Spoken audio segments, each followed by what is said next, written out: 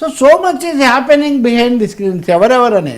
ఇంకా మూడోది అసలు అప్పటికి ఇప్పటికి మాట్లాడంది అక్కడ అవుట్సోర్సింగ్ అయినా ఇక్కడ ఈ మఠం వాళ్ళైనా వీళ్ళు ఇంతకుముందు ఎంతకాలం నుంచి వస్తున్నారు, వేరే రికార్డు ఏమన్నా ఉందా, కనీసం ఇప్పుడున్న బోర్డు అయినా ఇప్పుడున్న చైర్మన్ గారైనా ఆయన రికార్డు పరిశీలించారా?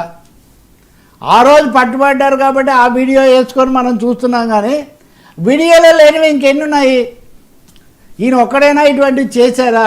సో పరకామని దాని భద్రత, భక్తులు వేసినటువంటి హుండీల సద్వినియోగం మీద ఒక సమగ్రమైన న్యాయ విచారణ ఎందుకు జరపడం లేదు? ఎంతసేపటికి ఇప్పుడు ఉదాహరణకి ఈరోజు మీరు పత్రికలు చూస్తే అది చిన్న చోరీ అంట, భక్తి లేదంట, ఇవన్నీ ఓకే. ఆయన మాట్లాడిన మాటలను జగన్ను తప్పు పట్టవచ్చు, ఏమీ విమర్శించవచ్చు కూడా, కానీ ఆ ప్రశ్నలు అయితే నిలబడతాయి కదా.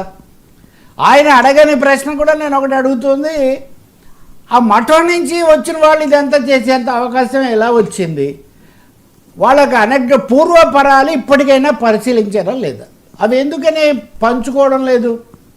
ఈ ప్రశ్నలకు జవాబు ఎక్కడ మనకు దొరకడం లేదు. ఇప్పుడైనా ఆ పద్ధతి మానేశారా, నియంత్రించారా, ప్రక్షాళన ఏమైనా చేశారా పరకామణిని?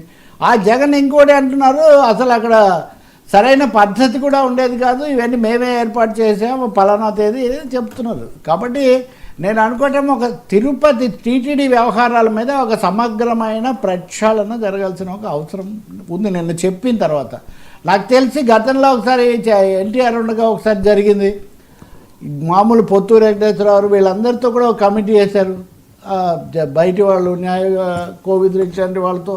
అటువంటిది అయితే చాలా మంచిది. ఇక లడ్డూ విషయం కూడా, లడ్డూ విషయంలో మీరు చెప్పినట్టుగా కొవ్వు అనేది కలవలేదు, జంతువుల కొవ్వు కలిసింది అనేది పొరపాటు రుజువైంది కదా అని నేను చెప్తున్నాను. నిజంగా రుజువైందని దాన్ని ఏమైనా తేల్చుకున్నారా? రెండోది, ఇప్పుడు ఎవరైతే వివాదాస్పదంగా మారిన భోలే బాబా ఉన్నాడో, ఈ భోలే బాబా గతంలో ఉన్న వైష్ణవి ఫ్రెష్ డైరీ వీళ్ళిద్దరు ఒకటే, విపిన్ జైన్ ఇంకేదో ప్రఫుల్ జైన్ ఎవరో ఇద్దరు ఉన్నారు, వీళ్ళిద్దరు ఒకటే అని మీ మినిట్స్లోనే ఉంది.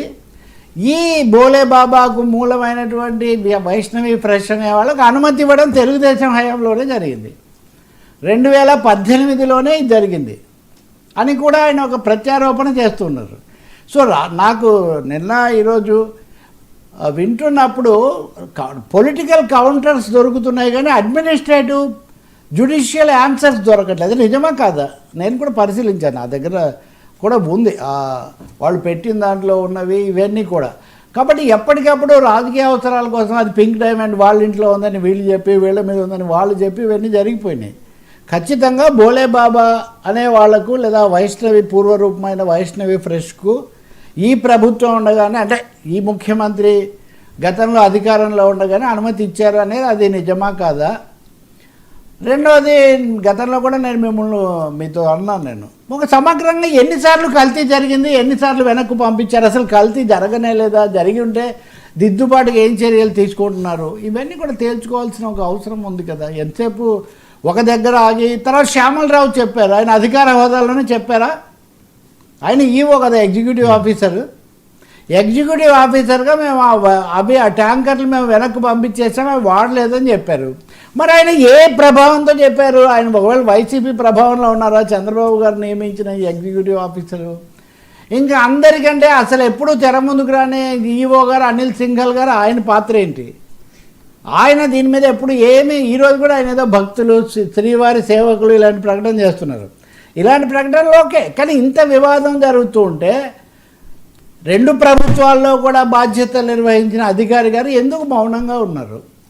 కాబట్టి మీకు కొంచెం తెలిసేమో, తిరుపతికి తరచూ వెళ్తుంటారు కాబట్టి ఈ ప్రశ్నలకైతే జవాబు రావాల్సిన అవసరం ఉంది. అది జగన్ కన్నా జవాబు అవనండి, ఇప్పుడున్న వాళ్ళకైనా అవ్వనండి, అక్కడ ప్రక్షాళన చేయాల్సిన అవసరం కూడా ఈరోజు కూడా. ఉదాహరణ కిందాకు వస్తుంటే కూడా ఎవరో భక్తుడు అక్కడ శిఖరం మీద ద్రోణ్ ఎగరవేశాడు, భద్రత అని చూపిస్తున్నారు.